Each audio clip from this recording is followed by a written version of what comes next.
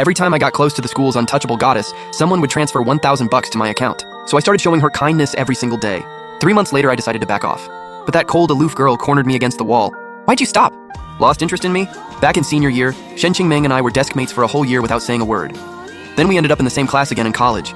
Shen Meng had flawless looks. She wasn't just the high school queen, she was the campus queen in college too. She had this faint, sweet scent, and her eyes were always clear and calm. I'd never seen her frown or get angry. Her eyes were still as water. Nothing could ever disturb her peace. In high school, she barely talked to anyone, either listening in class or doing homework after. I didn't dare get close to her. She felt like an untouchable goddess. Then I got this mysterious transfer with a note. Be nice to her, get close to her, and you'll get paid.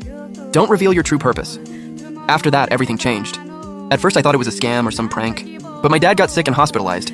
We borrowed a lot and I gave my savings to my mom. I couldn't even afford my living expenses, so I had to give it a shot. I bought a strawberry milk at the store and handed it to her after class. Here, have some milk. She looked at me calmly with those clear eyes, not intending to take it at all. But I didn't care. I stuffed it in her bag and ran. I checked my phone multiple times. Nothing. Guess I'm just a sucker. What an idiot I was for believing that scam. But that night when I checked, there was actually 1,000 bucks more in my account. I was shocked. Just giving her milk got me 1,000 bucks? From then on, I went all in on being nice to her. I gave her chocolate milk, lollipops, spicy snacks, chips, all kinds of treats. When it rained, I'd pick her up from the library so she wouldn't get wet. When it was too sunny, I'd hold an umbrella over her, worried about her delicate skin. When she came down from her dorm, I'd already have breakfast waiting for her. After class, I'd even ask if she needed help with her homework. To everyone else, I was a total simp. Even people around us couldn't stand watching. But they didn't get it. This was pure work ethic. My hustle was on fire. As for Shen Meng's attitude, she never said no, but she acted like I didn't exist, like I was invisible. To most people, that would be the ultimate rejection. But not for me. No matter how cold she was, could it beat my love for money, work? Every day watching that money pile up in my account, I was over the moon. Taking care of Shen Meng was the easiest job I'd ever had. A whole month later, when I handed her another strawberry milk, Shen Meng looked up from her book and closed it. Her red lips parted. What do you actually want? I didn't expect her to actually talk to me. We were desk mates for almost a year in senior year and she never said a word to me. Good thing I'd already prepared what to say. I smiled cheerfully. I'm just looking out for you. I want to be friends. Shen Meng looked at me, slightly frowning. I don't need that. Stop doing this, she told me. I had to admit, this woman gave off such a cold, untouchable vibe. Even her voice was so pleasant to hear. I thought to myself, sorry, but no can do. She's my money-making ticket, the core of my hustle. If I stop, how am I gonna get paid? I smiled and said, you do your thing, I'll do mine. Just let me be nice to you. If you don't like what I give you, that's fine. You can throw it all away. She looked at me with a hint of confusion, then lowered her head. She opened her worn yellowed book again.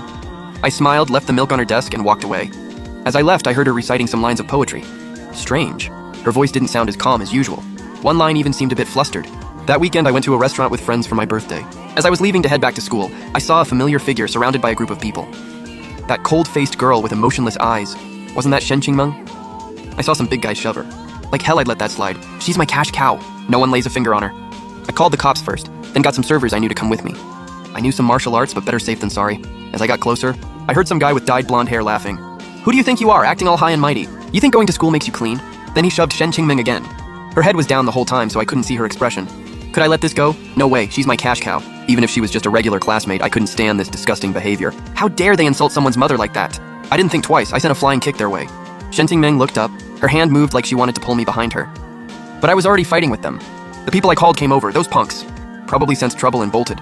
Once things were safe, I immediately checked on Shen Meng. That's when I realized, from the moment she saw me, she'd been grabbing my hand trying to stop me.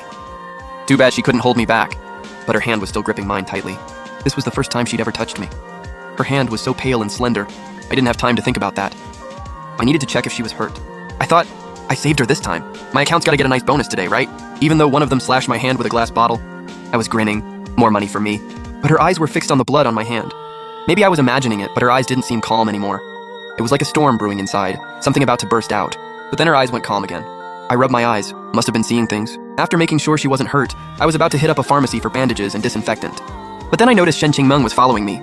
She paid for the disinfectant and bandages. When I tried to treat myself, she made me sit down and knelt in front of me.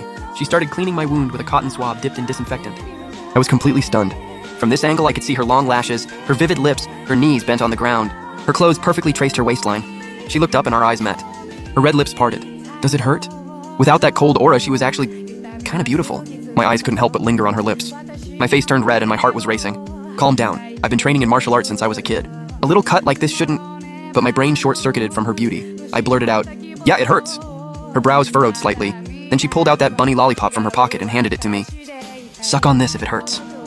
Wait, isn't that the one I gave her? Eating the lollipop she gave me, I felt all warm and fuzzy inside. I didn't know why those people were messing with her, but I chose not to ask. That's her secret. After we left the pharmacy, she didn't say anything but quietly followed behind me. I got it. She was walking me back to school. I felt embarrassed. You can go. I'm fine. I know martial arts, remember? She stayed silent. Okay. My objection was quietly overruled. When we reached the guy's dorm, I waved at her and ran inside. But I couldn't shake the feeling that someone was watching me the whole time, so I